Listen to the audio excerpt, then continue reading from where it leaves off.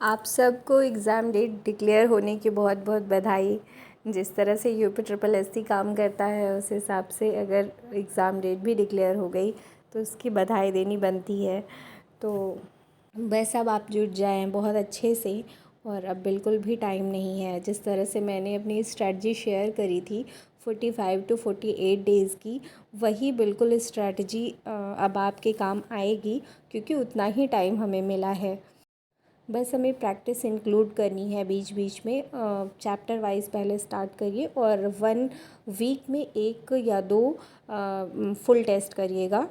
और आप सब ने मुझे बहुत प्रेज़ दिया है और बहुत सारे कमेंट्स भी आए हैं मेरी वीडियोस में कि आप सब मुझे देख कर के मोटिवेट होते हैं मेरी पढ़ाई को, मेरे स्ट्रगल को, तो मुझे बहुत अच्छा लगा।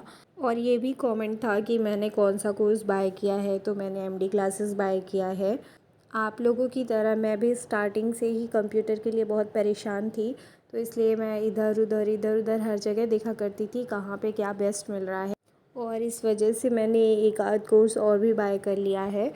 लेकिन एमडी क्लासेस की हिंदी बहुत अच्छी है। मैंने पीडीएफ ही पढ़ी है, मेरे पास टाइम नहीं था कि मैं सारा वीडियोस देख करके करती। तो बहुत अच्छा है, वहाँ कंटेंट बहुत अच्छा मिलता है। और ये कोई प्रमोशन तो नहीं है, क्योंकि आप जानते हैं मेरा नया नया चैनल है, तो इस वजह से कोई मैं प्रमोशन नहीं कर रही हूँ, बस आपकी हेल्प के लिए मैं ऐसा कर रही हूँ। और ये मैंने 2 घंटे का स्लॉट लिया था, सुबह के 3 से 5 या 5:30 बजे तक। फिर मैं अपने लिए चाय बना के आ गई थी बाहर। और ये सुबह का खूबसूरत सा नज़ारा हमारे घर के बाहर का। चाय पीते पीते मैं बाहर आ गई थी और वापस से मैं फिर से बैठ गई थी, और मैंने अपने घर के काम को निपटा करके फिर रीज़निंग के टेस्ट दिए हैं।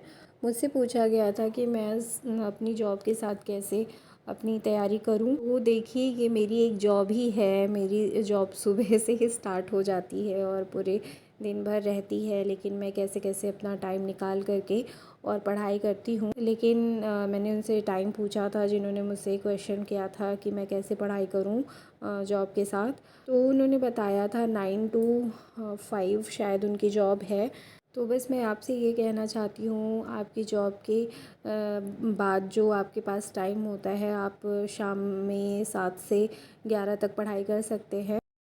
और गिव अप मत करिएगा, पूरी कोशिश करते रहिएगा।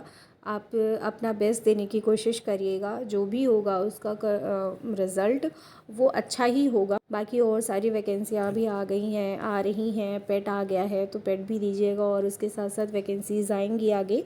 तो ये भी आपके लिए अपॉर्चुनिटी है, इसको बिल्कुल भी मत छोड़िएगा और करते रहिएगा अपना बेस्ट। बीच बीच में जो शॉर्ट नोट आप बनाए होते हैं अपनी जॉब के बीच में, आप पढ़ सकते हैं। ये थोड़ा एडिशनल वर्क आप कर सकते हैं।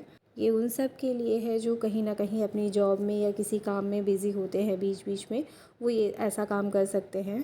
टाइपिंग के लिए मुझसे पूछा गया था, तो आपको यूट्यूब पे बहुत अच्छी अच्छी जानकारियाँ मिल जाएंगी टाइपिंग के लिए, और वहाँ से आप देख कर के कर सकते हैं। मुझसे ज़्यादा अच्छा इन्फॉर्मेशन वो देंगे यूट्यूब पे अगर आप सर्च करेंगे तो। और मेरे बारे में टाइपिंग के लिए पूछा गया था कि मैं कैसे टाइपिंग, मैंने कितना सीखा है। तो मैं इधर तो मैंने टाइपिंग नहीं किया, लेकिन जब मैं करती थी तो मेरा इंग्लिश में नियर अबाउट 40 वर्ड पर मिनट आता था, और हिंदी में 30 के करीब जाता था। जो 2016 का पेपर हुआ था जूनियर असिस्टेंट का, उसका री एग्ज़ाम 19 में हुआ था, उसमें मेरा हुआ था। लेकिन क्योंकि मेरे पास ट्रिपल सी नहीं था, इसलिए मैं देने नहीं गई थी टाइपिंग। उसी वक्त मैंने सीखा था। और हाई कोर्ट के भी मैं एग्ज़ाम्स देती रहती हूँ, तो उसमें भी मेरा 1 नंबर से नहीं हुआ था। इस बार का हाई कोर्ट का एग्ज़ाम मैंने नहीं दिया था। और बस इसी तरीके से मैंने टाइपिंग सीखी हुई है, और मुझे इंग्लिश टाइपिंग में बहुत कॉन्फिडेंस है। मुझे बहुत अच्छा भी लगता है टाइपिंग करना। तो और ये भी पूछा था आपने कि क्या हमें टाइपिंग अभी से करना चाहिए, तो जी हाँ, पहले से ही आपको कर देनी स्टार्ट कर देना चाहिए था टाइपिंग। लेकिन अब पेपर है तो पेपर पे ज़्यादा फोकस रखिए। अगर अगर आपके पास कभी टाइम मिलता है हफ्ते में या फिर 4 से 5 दिन के बीच बीच में, तो आप कोशिश करते रहिए उसमें और थोड़ी थोड़ी करके टाइपिंग की प्रैक्टिस करते रहिए। बस अब मेन हमारा फोकस होना चाहिए कि हमें बस जल्दी से जल्दी अपनी सिलेबस को रिवीजन करके और टेस्ट साथ साथ में देते रहना है। कंप्यूटर के लिए हम सब बहुत परेशान हैं, मैं भी बहुत परेशान हूँ, मेरे भी मार्क्स बहुत नहीं बन रहे हैं उसमें। तो अगर आप कोई सजेशन देना चाहते हैं, जिनके पास है कोई नोट्स या फिर जो भी ऑथेंटिक सोर्स है, तो प्लीज़ मुझे भी बताइएगा। मैं भी बहुत परेशान हूँ कंप्यूटर को लेके। बाकी मैं जो भी सजेशन दे सकती हूँ बस इतना कि आप अपनी हिंदी पे और यूपी स्पेशल और रीजनिंग पे चैप्टर वाइज टेस्ट करते रहिए, पर डे करिए उसके लिए टेस्ट। और मैं अपना जो व्लॉग ले आऊँगी, मैं अपनी चैलेंजेस को दिखाऊँगी कैसे मैंने 15 डेज़ में अपना हाफ़ सिलेबस कंप्लीट किया है। और मेरे पास टाइम कम होने के बाद भी मैं इतना कर पा रही हूँ, तो शायद आप और अच्छा कर सकते हैं जिनके पास समय है। और जिनके पास नहीं है वो मुझसे मोटिवेट हो करके, मुझे देख करके सीख सकते हैं कि कैसे कैसे समय निकाला जाए। और बिल्कुल पूरी लगन से आप जुट जाएं, बिल्कुल कहीं से भी कोई कमी न रह जाए। बस ये सोच के कि ये हमारा आखिरी चांस है और इससे मेरे जीवन में क्या परिवर्तन आएगा, मेरे पेरेंट्स को कितनी खुशी मिलेगी, उनको कितना अच्छा फील होगा, ये सोच कर के आप ये काम करें। अपनी मेहनत में दिन रात जुट जाएं और मोटिवेशन अपने अंदर से ही आ जाएगा। और ये दिन और रात का पता ही नहीं चलेगा। लेकिन अपने हेल्थ का बहुत ख्याल रखिएगा। फिर नेक्स्ट वीडियो में मिलते हैं।